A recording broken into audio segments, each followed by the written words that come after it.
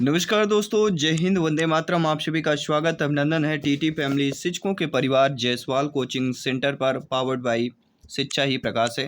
दोस्तों, आप सभी में लाइव क्लास में आप सभी का वेलकम अभिनंदन है। और इस लाइव क्लास में हम बात करेंगे एमपी टेट प्रीवियस ईयर पूछे गए पेडागोजी के जो आपके 200 एमसीक्यूज की सीरीज चल रही है, जिसमें आपका पार्ट नंबर 6 है। और आज हम 30 प्रश्न करेंगे, यानी 6 पार्ट है। और कल 7 पार्ट में हम 200 आपके जो पेडागोजी क्वेश्चन कंप्लीट कर देंगे। इसके बाद जो आपका पहला पार्ट है, जिसमें से आपका 30 नंबर का आना है, उसका हम प्रैक्टिस सेट करेंगे पूरे 30 नंबर के। तो सभी लोग तैयार हो जाइए इस लाइव क्लास में। जी हाँ, जो आपके पेडागोजी प्रश्न पूछे गए आपके एग्जाम में, वही प्रश्न हम करने जा रहे हैं। बाकी इसके पहले भी जो पार्ट आपके 5 पार्ट कंप्लीट कर चुके हैं, अदर पेडागोजी के क्लासेज कंप्लीट कर चुके हैं। प्लेलिस्ट ऑलरेडी बना दिया गया है। इस लाइव क्लास के बाद आई बटन पे लिंक भी दे दिया जाएगा, तो सभी लोग ज्वाइन कर लीजिएगा। चलिए शुरुआत करते हैं क्लास की।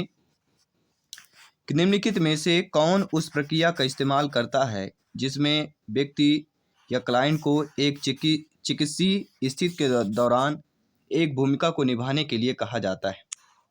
कार्ल जंग की प्रक्रिया, सिगमंड फ्राइड की, कार्ल रोजर्स की, या जॉर्ज कैली की? तो इनमें से उस प्रक्रिया का इस्तेमाल करता है जिसमें व्यक्ति या क्लाइंट को एक चिकित्सीय स्थिति के दौरान एक भूमिका को निभाने के लिए कहा जाता है, और वह हमारा दोस्तों बात करेंगे जॉर्ज कैली।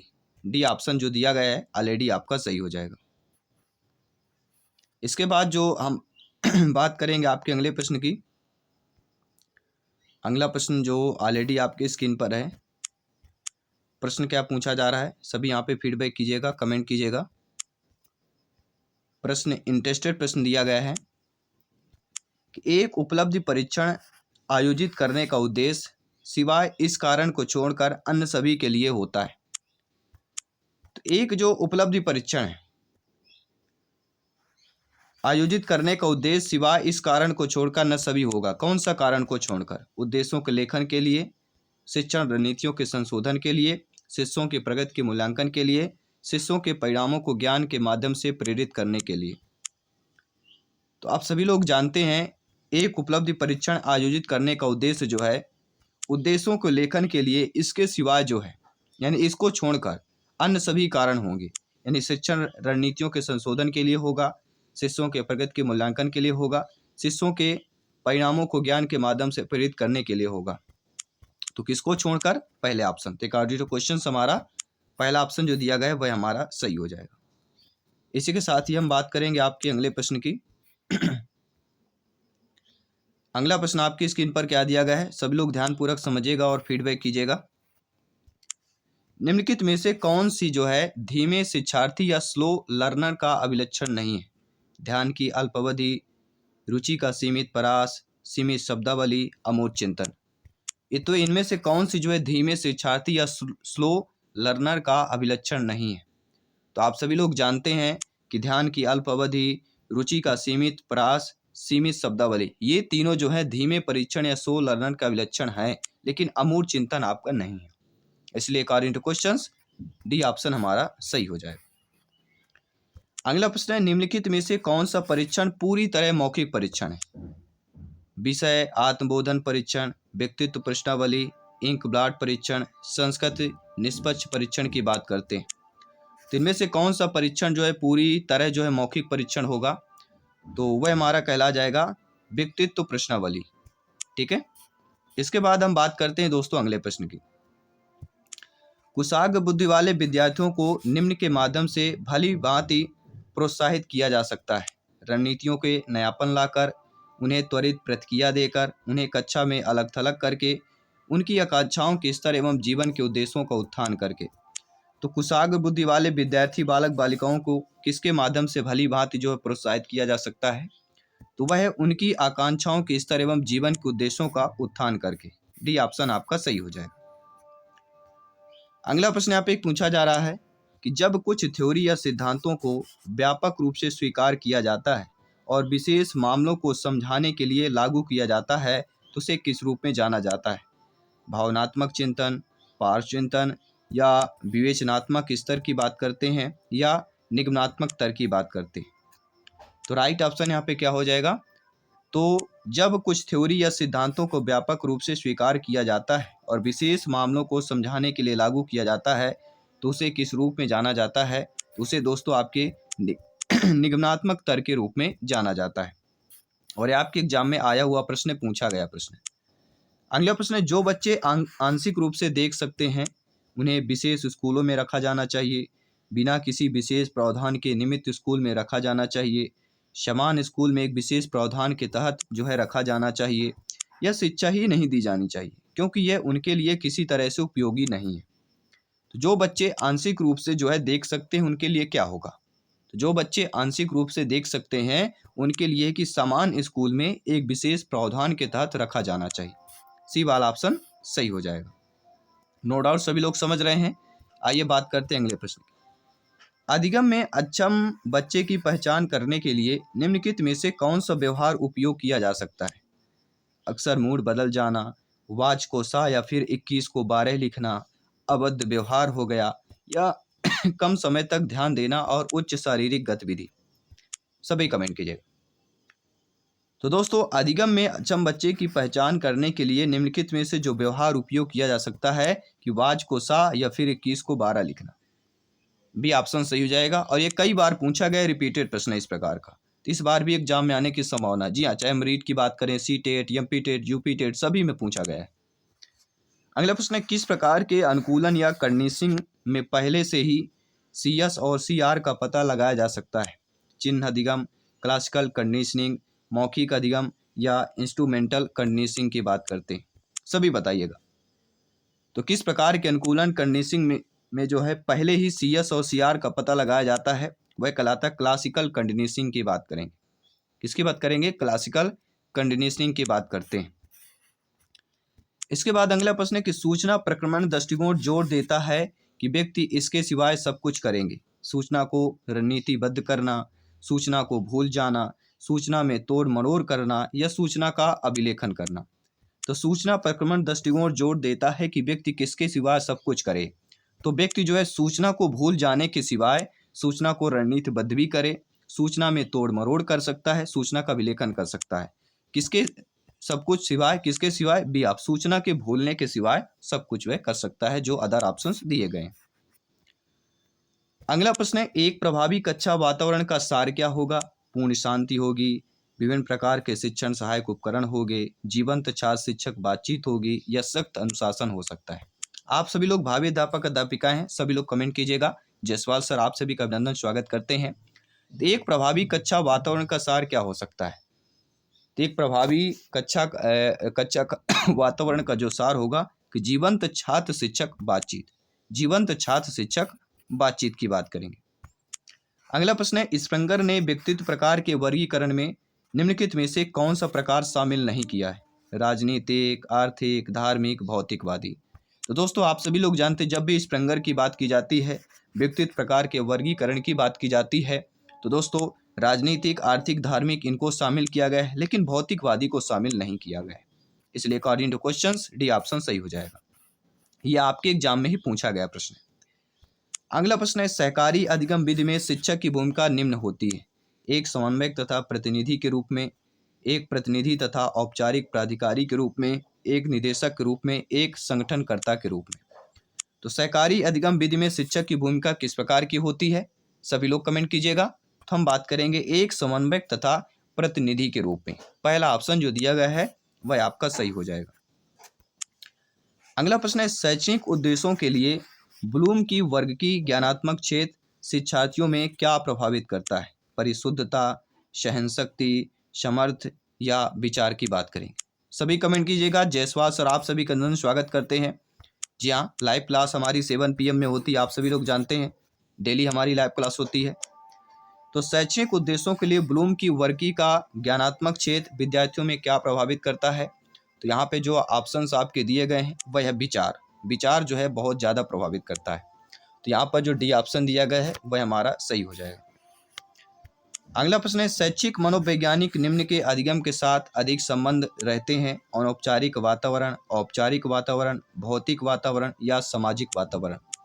तो शैक्षिक मनोवैज्ञानिक किसमें अधिगम के साथ जो है अधिक संबंध रहते हैं? तो वह आपका हो जाता है औपचारिक वातावरण। तो यहाँ पे जो आपके पेडागॉजी पूछा गया प्रश्न है, औपचारिक वातावरण की बात करेंगे। अगला प्रश्न देख लेते हैं, स्क्रीन पर आपके ऑलरेडी आ चुका है कि अधिगम के मानववादी सिद्धांतों के अनुसार शिक्षार्थियों के व्यक्तिगत विकास के लिए निम्नलिखित में से क्या प्रासंगिक है? आत्महित, स्वार्थ, आत्मसम्मान या आत्म अभिव्यक्ति की बात करते हैं। तो अधिगम के मानववादी सिद्धांतों के अनुसार शिक्षार्थियों बालक बालिकाओं के व्यक्तिगत विकास के लिए क्या प्रासंगिक हो सकता है? तो हम उसके बात करेंगे, आपके आत्मा अभिव्यक्ति की बात करेंगे, आत्म अभिव्यक्ति की बात करेंगे। डी ऑप्शन साथियों यहाँ पे आपका सही हो जाएगा। इसी के साथ ये अगला प्रश्न है, खाली स्थान में विचार मग्न ढंग से तथा उत्पादक रूप से चिंतन तथा साक्ष्य का मूल्यांकन शामिल होता है। गहन चिंतन में, अपसारी चिंतन में, अमूर्त अधिगम में या प्रतिबिंब की बात करेंगे। तो किसमें आपका विचार मग्न ढंग से तथा उत्पादक रूप से चिंतन तथा साक्ष्य का मूल्यांकन शामिल होता है, और वह हमारा दोस्तों कहला जाता है गहन चिंतन। जी हाँ, गहन चिंतन में जो है विचार मग्न ढंग से तथा उत्पादक रूप से चिंतन तथा साक्ष्य का मूल्यांकन शामिल होता है। आइए बात करेंगे अगले प्रश्न की। दोस्तों, मौखिक व्यवहार के लिए सहभागिता विश्लेषण तकनीक किसके द्वारा विकसित की गई थी? गैने के द्वारा, हर्ट्ज के द्वारा, ब्राउन के द्वारा या फ्लैंडर्स के द्वारा? सभी कमेंट कीजिएगा। जी हाँ, मौखिक व्यवहार के लिए सहभागिता विश्लेषण तकनीक किसके द्वारा जो है विकसित की गई थी? सभी कमेंट कीजिएगा। तो हम बात करेंगे फ्लैंडर्स। डी ऑप्शन आपका सही हो जाएगा। इसी के साथ ही अगला प्रश्न आपके स्क्रीन पर है कि क्रियाएं जैसे लिखना, सूची, नाम और लेबल जब एक परीक्षा में इस्तेमाल होती है तो निम्न का परीक्षण करती है? अनुप्रयोग स्तर का, मूल्यांकन स्तर का, ज्ञान स्तर का या संश्लेषण स्तर का करती है? तो क्रियाएं जैसे लिखना, सूची, नाम, लेबल जब एक परीक्षा में इस्तेमाल होती है तो निम्न परीक्षण करती है। वह परीक्षण आपका कौन सा कहला जाता है? वह परीक्षण आपका ज्ञान स्तर कहला जाता है। ठीक है, क्रियाएं जैसे लिखना, सूची, नाम, लेवल जब एक परीक्षा में इस्तेमाल होती है तो इस परीक्षण का क्या हो जाएगा? ज्ञान स्तर की बात करते हैं। तो आपका जो सी ऑप्शन दिया गया है वह हमारा सही हो जाएगा। आई होप सभी प्यार में अच्छे तरीके से समझ रहे हैं। प्रत्येक प्रश्न का लाइव चैट के माध्यम से यहाँ पे फीडबैक कर रहे हैं। अगला प्रश्न है, पुरस्कार और दंड निम्न रूप में कार्य करते हैं? बाह्य प्रेरणा के रूप में, उपलब्धि प्रेरणा के रूप में, आंतरिक प्रेरणा के रूप में या क्षमता प्रेरणा की बात कर रहे हैं? सभी कमेंट कीजिएगा। तो पुरस्कार और दंड जो है किस रूप में कार्य करते हैं? तो वह आपके बाह्य प्रेरणा के रूप में कार्य करते हैं। पहला ऑप्शन सही हो जाएगा। अगला प्रश्न है, प्रोफेसर आर्मस्ट्रांग के मुख्य प्रतिपादक थे? समस्या हल विधि के, अनुमानी विधि के, प्रदर्शन विधि के या प्रयोजना विधि की बात करेंगे? सभी कमेंट कीजिएगा। तो जब भी देखिए प्रोफेसर आर्मस्ट्रांग की बात की जाती है और इनके मुख्य प्रतिपादक की बात की जाती है तो राइट ऑप्शन जो आपके हो जाएगा वह हो जाएगा अनुमानी विधि। यह आपके ही एग्जाम में पेडागॉजी में पूछा गया प्रश्न है, तो एक बार माइंड को स्टोर अवश्य कर लीजिएगा क्योंकि रिपीट हो सकते हैं और इसी प्रकार के प्रश्न पूछे जाएंगे लगभग। अगला प्रश्न है, मानव युग्मनज शामिल है? 23 जोड़ी गुणसूत्र, 46 जोड़ी, 21 जोड़ी, 42 जोड़ी? तो लगभग आप सभी लोग जानते हैं, सिंपल सी बात हो चुकी है कि मानव युग्मनज जो शामिल होता है वह किस में शामिल होता है? 23 जोड़ी गुणसूत्र और 46 जोड़ी नहीं होता, टोटल 46, और अगर जोड़ी पूछा जाता है तो वह फिर आप कहला जाता है 23 जोड़ी। इसके बाद अगला प्रश्न है कि एरिक्सन का मानना था कि स्वस्थ विकास किस पर निर्भर करता है? पुरुष और स्त्री तत्वों के बीच एक संघर्ष पर, आपके समस्वरित और विषम स्वरित प्रवृत्तियों के बीच एक संघर्ष पर, एक अनसुलझा इलेक्ट्रा मनोग्रंथि पर, एक अनसुलझा इडपिडस मनोग्रंथि पर? तो एरिक्सन का मानना था कि स्वस्थ विकास किस पर जो है निर्भर करता है? सभी लोग कमेंट कीजिएगा। तो एरिक्सन का मानना था कि स्वस्थ विकास जो है आपके समस्वरित और विषम स्वरित प्रवृत्तियों के बीच एक संघर्ष पर जो है निर्भर करता है। बी ऑप्शन यहाँ पे सटीक सही हो जाएगा।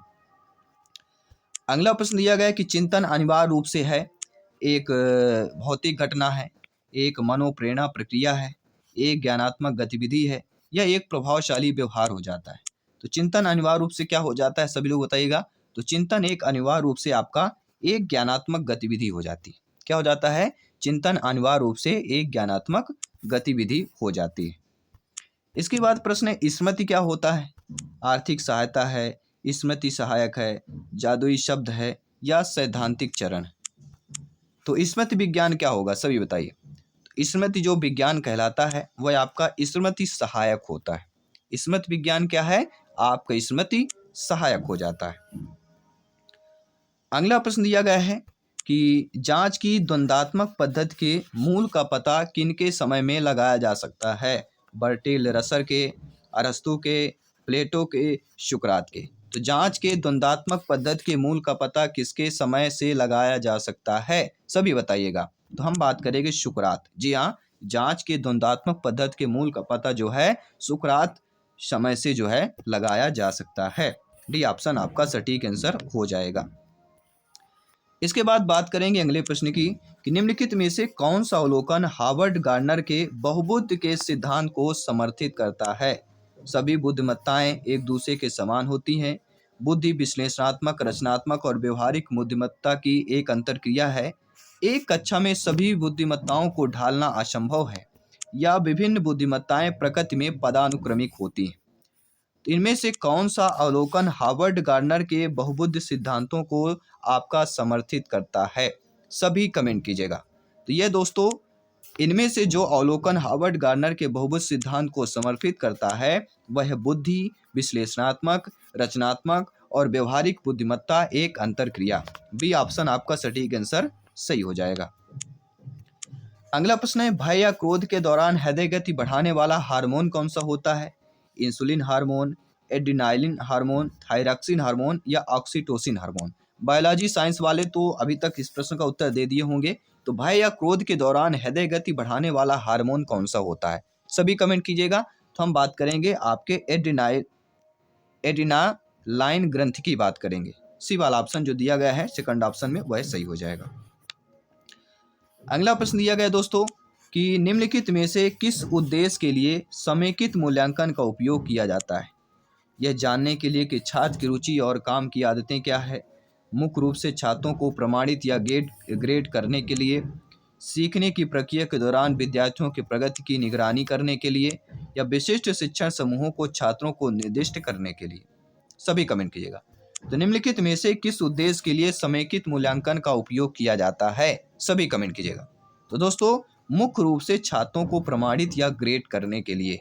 ये आपके व्यापम ने आपका इसका बी ऑप्शन सही माना है। क्या सही है या आपको भी कमेंट करके फीडबैक करके अवश्य बताना है।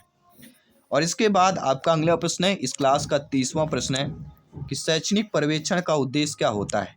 मानदंड, प्रक्रियाओं और प्रथाओं को निर्धारित करना, माता पिता की उम्मीदों को पूरा करना, संस्थान में एक सकारात्मक शिक्षण अधिगम लोकाचार विकसित करना, या एक कुशल कार्यालय प्रबंधन प्रणाली विकसित करना। तो शैक्षणिक पर्यवेक्षण का उद्देश्य क्या होता है? सभी कमेंट कीजिएगा। जी हाँ दोस्तों, शैक्षणिक पर्यवेक्षण का जो उद्देश्य होता है कि संस्थान में एक सकारात्मक शिक्षण अधिगम लोकाचार विकसित करना। तो यहाँ पे जो सी ऑप्शन दिया गया है वह हमारा सही हो जाएगा। और अगला प्रश्न रहेगा आपके लिए मॉक क्वेश्चन के रूप में कि गहन अधिगम का सिद्धांत निम्न को महत्व देता है: स्वायत्त कार्यप्रणाली विकसित करने को, विचार, तर्क, कल्पनाशीलता को विकसित करने को, भावनात्मक प्रतिक्रियाएं विकसित करने को, अनैच्छिक प्रतिक्रियाएं विकसित करने को। तो गहन अधिगम का सिद्धांत किसमें महत्व देता है? सभी लोग कमेंट कीजिएगा, फीडबैक कीजिएगा। तो गहन अधिगम जो होता है या आपको कमेंट करके बताना है, या आप सभी के लिए मॉक क्वेश्चन के रूप में प्रश्न दिया गया है। तो साथ ही साथ आप 30 में से आपने इस स्कोर में कितना किया पेडागॉजी में, और कल रहेगा अंतिम चैप्टर पेडागॉजी का, ठीक है, पार्ट नंबर 7वां, जिसमें 200 क्वेश्चन हम कंप्लीट करेंगे। और इसके बाद दोस्तों हम आपके पहले पार्ट जो 30 प्रश्न का आना है उसका हम ऑल सब्जेक्ट के जो 30 प्रश्न का आना है, क्योंकि पहले पार्ट का सिलेबस लगभग सभी का सेम है, तो वो पहला पार्ट हम प्रैक्टिस सेट करने वाले हैं 7 PM में लाइव क्लास के माध्यम से। तो डेली आइए 7 PM में लाइव क्लास अटेंड कीजिए। मैं आपके साथ जयसवाल सर मिलता हूँ आपकी अगली क्लास पर। सभी मित्रों को जय हिंद, वंदे मातरम। धन्यवाद सभी का।